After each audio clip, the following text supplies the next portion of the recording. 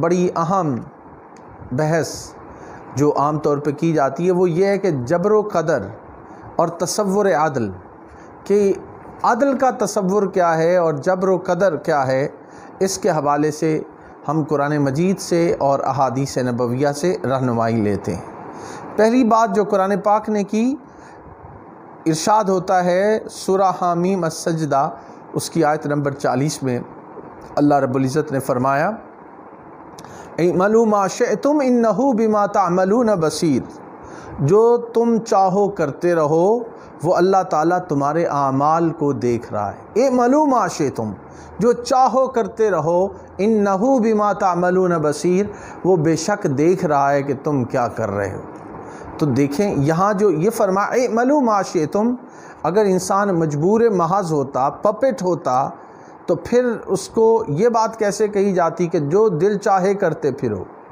اللہ تعالیٰ دیکھ رہا ہے، مگر انسان کو اختیار دیا ہے کہ وہ چاہے تو اچھا کام کرے اور چاہے، یہاں جو فرمایا ما شئتم، اس کے اندر اس کی عملی آزادی اور خود مختاری کا اظہار ہوتا ہے۔ اور آگے فرمایا انہ بما تعملون بصیر، مگر یہ آزادی جو اللہ تعالیٰ نے اسے عطا کی ہے، یہ آزادی اس کو شتر بے مہار نہیں بنا دیتی کہ جو جی چاہے کرتا پھرے، نہیں، اللہ تعالیٰ کی بھی منشا ہے، اللہ تعالیٰ کی بھی رضا ہے، اس رضا کے مطابق انسان کو اپنے آپ کو کرنا ہے۔ یہاں پہ اللہ تعالیٰ کا تصور عدل کیا ہے، اس کی وضاحت بھی ہم دیکھ لیتے ہیں۔ اور عدل و انصاف کے تقاضے کیا اللہ تعالیٰ پورے کرتا ہے؟ تو جواب ہے ہاں، اللہ تعالیٰ عدل و انصاف کے تقاضے خود بھی پورا کرتا ہے اور اپنے مخلوق کو، انسانوں کو بھی حکم عدل اور انصاف کے کرنے کا دیتا ہے۔ سورہ المائدہ کی آیت نمبر 8 میں اللہ رب العزت نے فرمایا وَلَا يَجْرِمَنَّكُمْ شَنَآنُ قَوْمٍ عَلَىٰ أَلَّا تَعْدِلُوا اعْدِلُوا هُوَ أَقْرَبُ لِلتَّقْوَىٰ۔ ارشاد ہوتا ہے اور بعض لوگوں کی دشمنی تم کو اس بات پر آمادہ نہ کرے کہ انصاف چھوڑ دو۔ اللہ تعدلوا اعدلوا، ان سے بھی انصاف کیا کرو کہ یہی پرہیزگاری کی بات ہے کہ یہاں پہ عدل کرنے کا حکم دیا جا رہا ہے۔ وہ اللہ تعالیٰ جو عدل کرنے کا حکم دے رہا ہے، کیا وہ خود انسان کے ساتھ عدل نہیں کرتا ہوگا کہ انسان کو ایک طرف مجبور محض بنا دیا ہو، بیڑیوں میں جکڑ دیا ہو اور پھر اس کو سزا دیتا پھرے؟ نہیں، اللہ تعالیٰ کی شان کو یہ زیب نہیں دیتا۔ ایک اور مقام پہ ارشاد فرمایا گیا سورہ النساء اس کی آیت نمبر 51 فَإِذَا حَكَمْتُمْ بَيْنَ النَّاسِ أَن تَحْكُمُوا بِالْعَدْلِ، اور جب لوگوں میں فیصلہ کرنے لگو تو انصاف سے فیصلہ کرو۔ وہ باری تعالیٰ جو انسانوں کو انصاف کے ساتھ فیصلہ کرنے کا حکم دے رہا ہے، کیا وہ خود انسان کے ساتھ اور انسانیت کے ساتھ انصاف نہیں کرے گا؟ عدل کیا چیز ہے؟ علماء لغت نے اس کی تعریف کی ہے اور مفردات القرآن میں اس کی تعریف یہ بتائی گئی ہے عدل کی کہ وضع الشیء علی محلہ، کسی چیز کو اس کے صحیح ٹھکانے پر رکھنا، یہ عدل ہے۔ عدل کی تعریف حضور علیہ السلام نے بھی بیان فرمائی، لیکن یہاں پہ علماء لغت کی میں نے آپ کے سامنے رکھی۔ پھر اسی چیز کی وضاحت سورہ النساء کی آیت نمبر 135 میں بھی کی گئی۔ اللہ رب العزت نے فرمایا یا ایھا الذین آمنوا کونوا قوامین بالقسط شہداء للہ ولو علی انفسکم او الوالدین والاقربین ان یکن غنیا او فقیرا فاللہ اولی بہما فلا تتبعوا الہوی ان تعدلوا۔ ارشاد ہوتا ہے کہ اے اہل ایمان، انصاف پر قائم رہو اور خدا کے لیے سچی گواہی دو، خواہ اس میں تمہارا یا تمہارے ماں باپ اور رشتہ داروں کا نقصان ہی ہو۔ کوئی امیر ہے یا فقیر، خدا ان کا خیر خواہ ہے، پس تم خواہش نفس کے پیچھے چل کے عدل کو نہ چھوڑو۔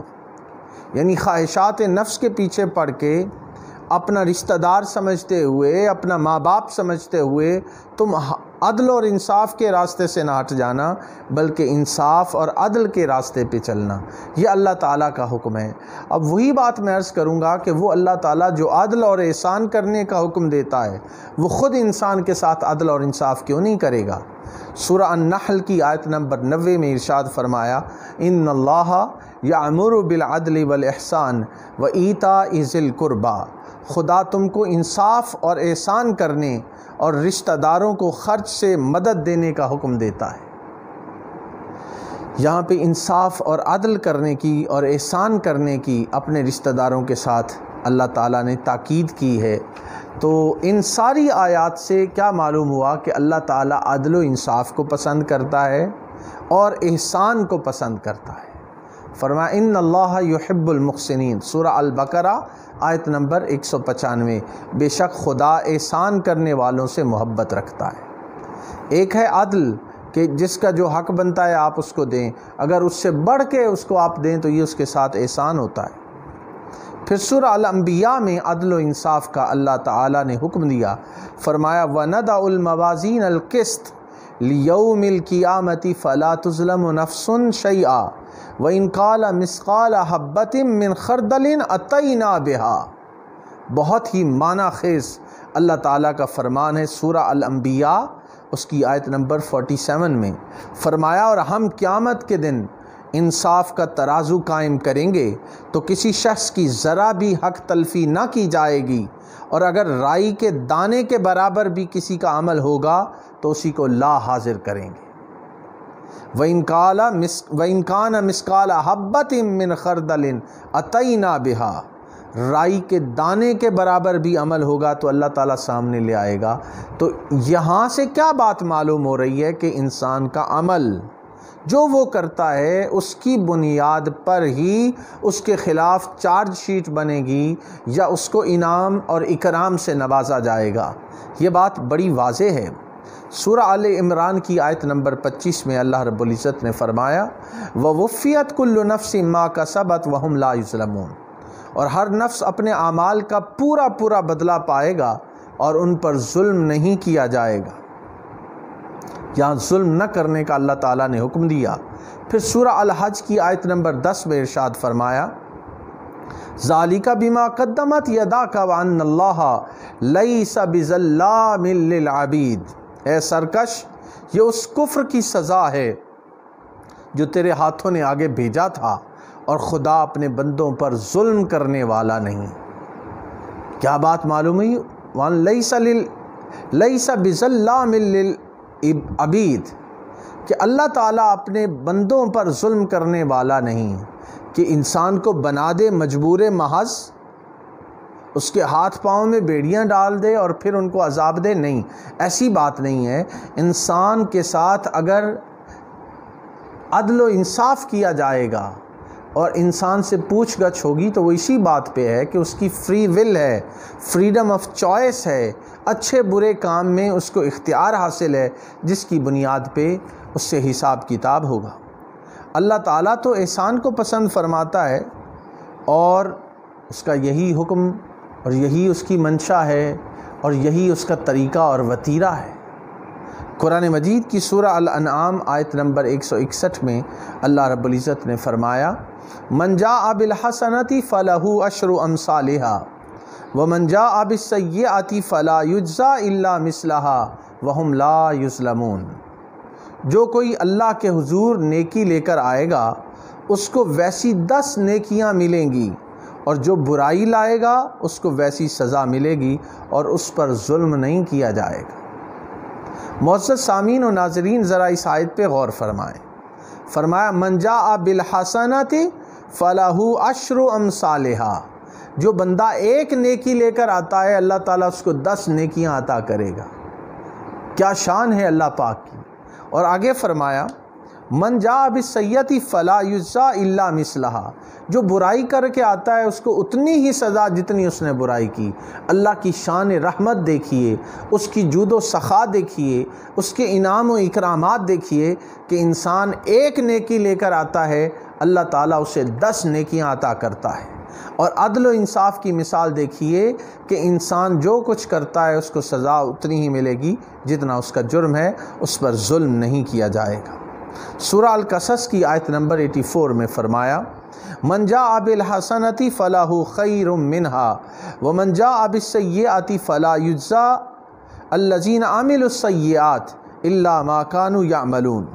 جو شخص نیکی لے کر آئے گا تو اس کو اس سے بہتر اجر ملے گا، اور جو برائی لائے گا تو جن لوگوں نے برے کام کیے ان کو بدلے میں اسی طرح ملے گا جس طرح کے وہ کام کرتے تھے۔ نیکی پر اجر زیادہ اور برائی پر اتنی ہی سزا اللہ تعالیٰ نے اس کا قرآن مجید میں کئی بار ذکر کیا۔ پھر اللہ تعالیٰ انسان کو مجبور نہیں کرتا، وہ چاہتا تو سب کو مجبور کر دیتا، اس کے اطاعت گزار بندے بن جاتے، فرما بردار ساری مخلوق ہو جاتی۔ اللہ تعالیٰ کے لیے مشکل نہیں تھا، لیکن اللہ تعالیٰ نے ایسا کیا نہیں۔ سورہ النحل کی آیت نمبر 93 ملاحظہ فرمائیے، اللہ رب العزت نے فرمایا وَلَوْ شَاءَ اللَّهُ لَجَعَلَكُمْ أُمَّةً وَاحِدَةً، اور اگر اللہ تعالیٰ چاہتا تو سب کو ایک ہی جماعت بنا دیتا، اس کے لیے کیا مشکل تھا۔ پھر سورہ الانعام کی آیت نمبر 150 میں فرمایا لَوْ شَاءَ لَهَدَاكُمْ أَجْمَعِينَ، اگر وہ چاہتا تو سب کو ہدایت دے دیتا، اس کے لیے کوئی مشکل تھا۔ پھر فرمایا اعملوا ما شئتم، جو چاہو عمل کرو۔ یہ وہ اختیار ہے جو اللہ تعالیٰ نے انسان کو عطا کیا ہے۔ اب جزا و سزا اور نظام عدل کے حوالے سے یہ باتیں قرآن پاک میں بیان کی گئی ہیں۔ سورہ التحریم اس کی آیت نمبر 7 میں فرمایا انما تجزون ما کنتم تعملون، تمہیں بدلہ دیا جائے گا جو تم کرتے تھے۔ پھر سورہ النجم کی آیت نمبر 39 میں فرمایا وَأَن لَيْسَ لِلْإِنسَانِ إِلَّا مَا سَعَىٰ، اور یہ کہ انسان کو وہی کچھ ملتا ہے جس کی وہ کوشش کرتا ہے۔ وَأَن لَيْسَ لِلْإِنسَانِ إِلَّا مَا سَعَىٰ، جتنی وہ کوشش کرتا ہے انسان کو اتنا ہی ملتا ہے۔ یہاں پہ ارشاد فرمایا جا رہا ہے سورہ البقرہ آیت نمبر 286 لہا ما کسبت وعلیہا ما اکتسبت، بندہ اچھے کام کرے گا تو اسے اس کا فائدہ ملے گا، برے کام کرے گا تو اسی کو نقصان پہنچے گا۔ اب دیکھیے کہ قرآن مجید میں یہ بات کھول کر بیان کر دی گئی کہ انسان کو اختیار حاصل ہے، اس اختیار کی ہی بنیاد پر اس سے پوچھ گچھ ہوگی۔ جزا و سزا کے تصور سے پہلے اللہ تعالیٰ نے اتمام حجت کے لیے اپنے پیغمبروں کو بھیجا، یعنی قیامت کے دن اللہ تعالیٰ ایسے ہی لوگوں کی پکڑ نہیں کرے گا، بلکہ اتمام حجت کے لیے اللہ رب العزت نے اپنے رسولوں کو بھیجا، انہوں نے اللہ تعالیٰ کا پیغام انسانیت تک پہنچایا، اور اس کے بعد پھر انسان سے پوچھ گچھ ہوگی کہ وہ صحیح راستے پہ چلا یا غلط راستے پہ چلا۔ مثال کے طور پر میں چند آیات آپ کی خدمت میں پیش کرتا ہوں۔ سورہ بنی اسرائیل کی آیت نمبر 15 میں فرمایا وَمَا كُنَّا مُعَذِّبِينَ حَتَّى نَبْعَثَ رَسُولًا، اللہ رب العزت اپنا اصول بیان فرما رہا ہے کہ اور جب تک ہم پیغمبر نہ بھیج لیں عذاب نہیں دیا کرتے۔ وَمَا كُنَّا مُعَذِّبِينَ حَتَّى نَبْعَثَ رَسُولًا، ہم عذاب دیا ہی نہیں کرتے جب تک اپنا رسول نہ بھیج لیں۔ وہ ان کو ڈر سناتا ہے، ان کو خوشخبری سناتا ہے، اللہ کی معرفت اور اللہ کی پہچان بتاتا ہے، لیکن رسول کا کام پہنچا دینا ہے۔ اب لوگ ان کو مجبور نہیں کیا جاتا۔ پھر سورہ فاطر کی آیت نمبر 18 اللہ رب العزت نے فرمایا وَلَا تَزِرُ وَازِرَةٌ وِزْرَ أُخْرَى، اور کوئی بوجھ اٹھانے والا دوسرے کا بوجھ نہیں اٹھائے گا۔ ہر انسان اپنے کیے پر خود ذمہ دار ہے، اکاؤنٹیبل ہے، اس سے حساب کتاب لیا جائے گا۔ پھر اللہ رب العزت نے قیامت کا ذکر کیا کہ قیامت کے دن ہر شخص اپنی فکر میں مبتلا ہوگا۔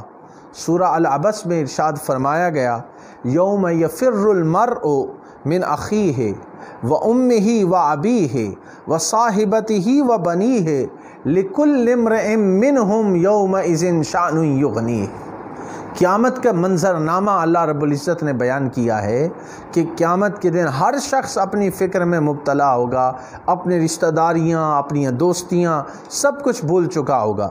فرمایا اس دن بھائی اپنے بھائی سے دور بھاگے گا۔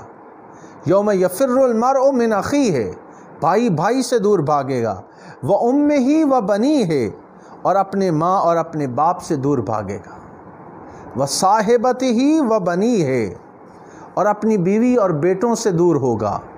ہر شخص اس روز اپنی فکر میں ہوگا۔ یومئذ شأن یغنیہ، ہر شخص اپنی فکر میں ہوگا۔ کیوں کہ اس کو شعور عینیت ہے، ہوگا اس دن کہ وہ کیا کچھ کرتا رہا ہے، اور اس دن اس کا نامہ اعمال اس کے سامنے ہوگا، اور اس کو احساس ہوگا کہ آج مجھ سے پوچھ گچھ ہونی ہے۔ سورہ المعارج کی آیت نمبر 11 سے 14 ہماری توجہ اپنی طرف مبذول کراتی ہے۔ اللہ رب العزت نے فرمایا یود المجرم لو یفتدی من عذاب یومئذ بیمینہ وصاحبتہ واخیہ وفصیلتہ التی تؤذیہ ومن فی الارض جمیعا ثم ینجیہ۔ ارشاد ہو رہا ہے کہ عذاب کے بدلے میں سب کچھ دے دے، یعنی اپنے بیٹے، اپنی بیوی اور اپنے بھائی اور اپنا خاندان جس میں وہ رہتا تھا، اور زمین پر جتنے بھی آدمی ہیں سب کچھ دے دے اور اپنے تئیں عذاب سے چھڑوا لے۔ یعنی ہر کسی کو پکڑوانے کے لیے انسان تیار ہو جائے گا۔ سورہ المعارج میں بیان کیا جا رہا ہے کہ میری جان چھوٹ جائے، باقی بھلے پکڑے جائیں لیکن مجھے کچھ نہ کہا جائے، اس چیز کی طرف اشارہ ہے۔ سورہ الزخرف میں ذکر کیا جا رہا ہے ان لوگوں کا کہ جن کو اپنے دوستوں سے دوریاں ہو جائیں گی اس دن۔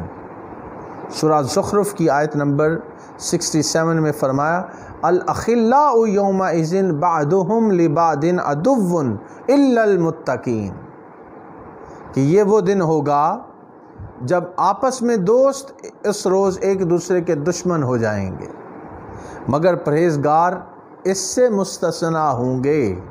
الا المتقین، الاخلاء یومئذ بعضهم لبعض عدو، دوست ایک دوسرے کے دشمن، مگر جو صالح، نیک، متقی اور پرہیزگار لوگ ہوں گے وہ اس کلیہ سے مستثنا ہوں گے۔ صالح، متقی، پرہیزگار لوگ وہ اپنے دوستوں کے دشمن نہیں بنیں گے، بلکہ اس دن ان کے سفارشی بنیں گے، ان کا ساتھ دیں گے۔ اور بعد حدیث کی روایات میں آیا ہے کہ جب حکم ہوگا کہ انہیں جنت میں لے جاؤ تو وہ کہیں گے باری تعالیٰ ہم نہیں جاتے۔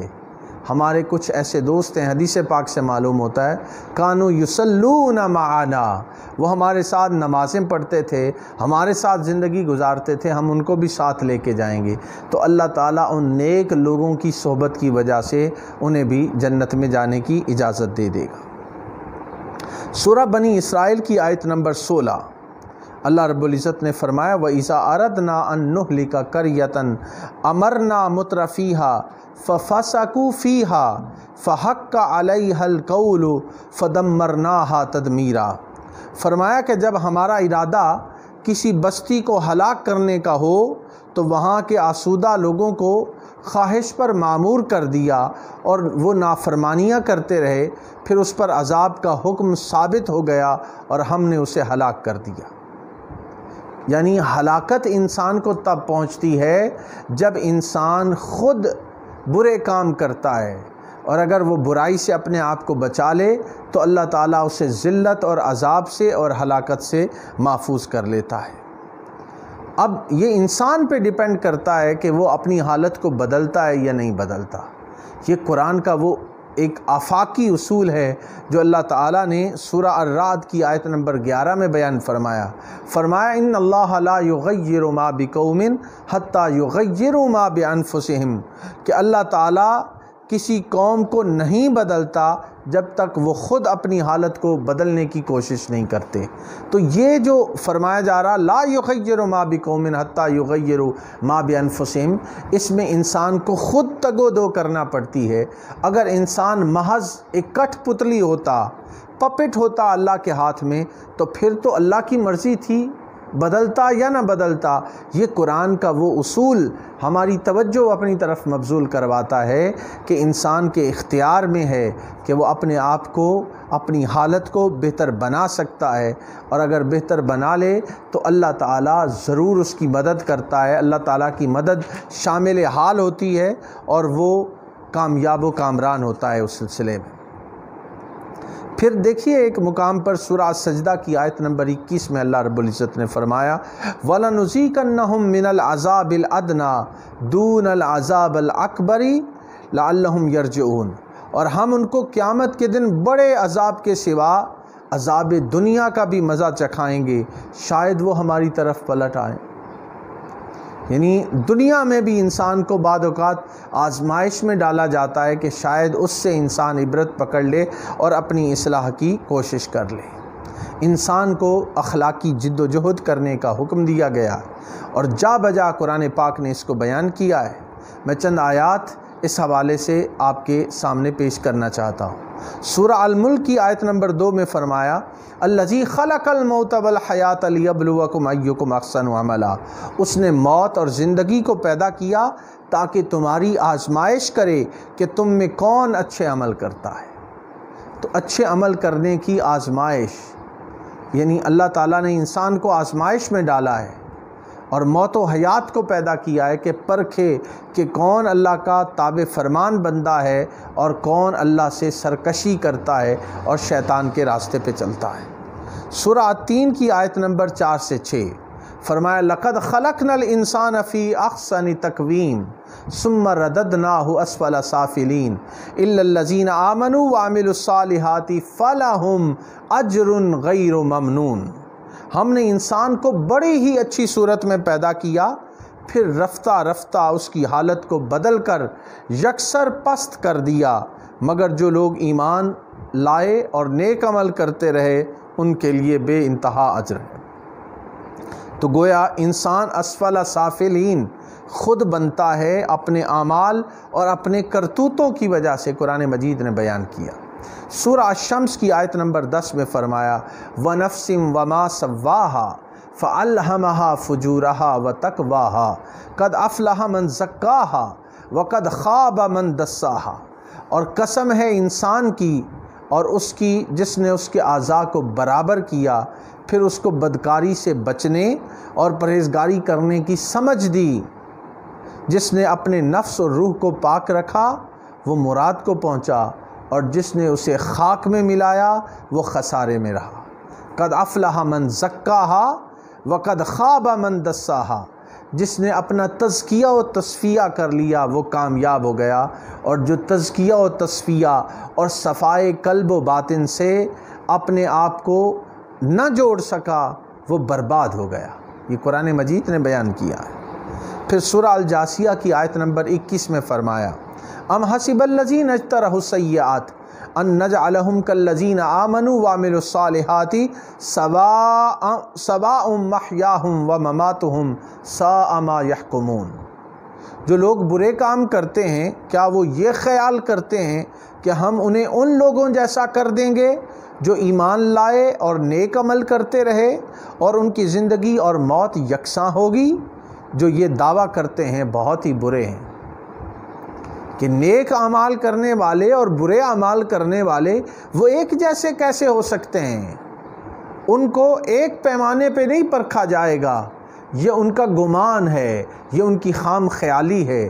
نیک اعمال کرنے والے ان کے ساتھ سلوک اللہ تعالیٰ اور طریقے سے کرے گا، اور بد اعمالیاں کرنے والے بد کردار لوگ ان کے ساتھ اللہ تعالیٰ اور معاملہ کرے گا، دونوں برابر نہیں ہو سکتے۔ اب یہاں سے یہ بات معلوم ہو گئی کہ اچھے عمل کرنا اور برے عمل کرنا اس میں انسان کو اختیار حاصل ہے، چاہے تو اچھے عمل کرے چاہے تو برے عمل کرے۔ اچھے عمل کرنے پر جزا کا حقدار ہے، برے عمل کرنے پر اللہ تعالیٰ کے سامنے جواب دہ ہے، وہ چاہے معاف کرے چاہے تو سزا دے۔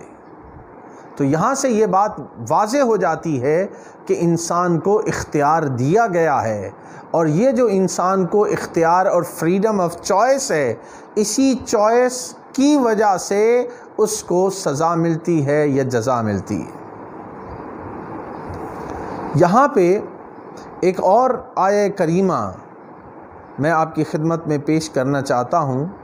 اس میں اللہ تعالیٰ نے حالت اضطراری اور قانون اسلامی کی وضاحت کی ہے. سورہ البقرہ میں ارشاد ہوتا ہے انما حرم علیکم المیتۃ والدم ولحم الخنزیر وما اہل بہ لغیر اللہ فمن اضطر غیر باغ ولا عاد فلا اثم علیہ ان اللہ غفور الرحیم. اس نے تم پر مرا ہوا جانور اور خون اور سور کا گوشت اور جس پر خدا کے سوا کسی اور کا نام پکارا جائے حرام کر دیا ہے. ہاں جو ناچار ہو جائے بشرطے کہ اللہ کی نافرمانی نہ کرے اور حد ضرورت سے آگے نہ بڑھے اس پر کچھ گناہ نہیں. بے شک اللہ تعالیٰ بڑا بخشنے والا اور رحم فرمانے والا ہے. اب یہاں پہ دیکھیے اللہ تعالیٰ نے ایک آفاقی کائناتی عالمگیر تصور دیا کہ جب انسان حالت اضطرار میں ہوتا ہے تو اس کے لیے حرام بھی مباح ہو جاتا ہے. وَقَدْ فَصَّلَ لَكُمْ مَا حَرَّمَ عَلَيْكُمْ إِلَّا مَا اضْطُرِرْتُمْ إِلَيْهِ. یعنی جب مشکل میں حالت اضطرار کی کیفیت ہو تو اس وقت اس کے لیے جائز ہو جاتا ہے وہ کام. حالانکہ جو چیزیں اس نے تمہارے لیے حرام ٹھہرا دی ہیں وہ ایک ایک کر کے بیان کر دی ہیں مگر اس صورت میں کہ ان کے کھانے کے لیے ناچار ہو جاؤ. سورہ المائدہ کی آیت نمبر 3 میں فرمایا فَمَنِ اضْطُرَّ فِي مَخْمَصَةٍ غَيْرَ مُتَجَانِفٍ لِإِثْمٍ فَإِنَّ اللَّهَ غَفُورٌ رَحِيمٌ. ہاں جو شخص بھوک میں ناچار ہو جائے بشرطے کہ گناہ کی طرف مائل نہ ہو تو اللہ تعالیٰ بخشنے والا مہربان ہے. پھر سورہ الحج کی آیت نمبر 78 میں فرمایا وَمَا جَعَلَ عَلَيْكُمْ فِي الدِّينِ مِنْ حَرَجٍ اور تم پر دین کے معاملے میں کسی بات میں تنگی نہیں ہے. پھر سورہ البقرہ کی آیت نمبر 286 لا یکلف اللہ نفسا الا وسعها. اللہ تعالیٰ کسی جان کو اس کی طاقت سے زیادہ تکلیف نہیں دیتا. اور مشکات شریف میں حضور علیہ الصلاۃ والسلام نے فرمایا بعثت بالحنیفیۃ السمحہ مجھے آسان دین دے کر بھیجا گیا ہے. ان ساری چیزوں سے وہ بات واضح ہو جاتی ہے کہ اگر انسان حالت اضطرار میں ہو تو جس چیز کو اللہ نے حرام بھی ٹھہرایا ہے وہ انسان کے لیے جائز ہو جاتی ہے اس مشکل وقت سے نکلنے کے حوالے سے. یہی وجہ ہے کہ یہی بات جب بھی تاریخ اسلام میں دیکھی گئی. سیدنا فاروق اعظم رضی اللہ تعالیٰ عنہ کی مثال ہے کہ جب حجاز مقدس میں سخت قحط پڑا اور اناج ختم ہو گیا مفقود ہو گیا تو حضرت عمر فاروق رضی اللہ تعالیٰ عنہ نے چور کا ہاتھ کاٹنے سے منع کر دیا کیونکہ حالات قحط کے تھے اور وہ شریعت کا حکم جو ہاتھ کاٹنے کا ہے اس کو حضرت عمر فاروق رضی اللہ تعالیٰ عنہ نے منسوخ کر دیا. یہاں سے یہی بات ہمیں معلوم ہوتی ہے کہ ہم مجبور محض نہیں ہیں بلکہ ہمیں اختیار ہے جس کی طرف اللہ تعالیٰ نے ہمیں حکم دیا ہے اور ہم پر کوئی ایسی چیز مسلط نہیں کی جو ہمارے لیے آسان نہ ہو. میں یہاں پہ حدیث پاک ایک کوٹ کرنا چاہوں گا جسے سنن نسائی میں بیان کیا گیا ہے. حج کے حوالے سے ہے کہ جب حج کا حکم نازل ہوا وَلِلَّهِ عَلَى النَّاسِ حِجُّ الْبَيْتِ مَنِ اسْتَطَاعَ إِلَيْهِ سَبِيلًا سورہ آل عمران آیت نمبر 97. اور لوگوں پر خدا کا حق یعنی فرض ہے کہ جو اس کے گھر میں جانے کا قدرت رکھتا ہو وہ اس کا حج کرے. جب قرآن مجید کی آیہ پاک نازل ہوئی تو صحابہ کرام علیہم الرضوان میں سے ایک صحابی نے حضور علیہ الصلاۃ والسلام سے سوال کیا افی کل عام یا رسول اللہ یا رسول اللہ صلی اللہ علیہ وسلم کیا یہ حج ہر سال ہم پر فرض ہے؟ نبی پاک صلی اللہ علیہ وآلہ وسلم خاموش رہے. اس نے پھر سوال دہرایا آپ پھر خاموش رہے. اس نے تیسری مرتبہ آپ سے سوال کا اعادہ کیا تو آپ پھر خاموش رہے.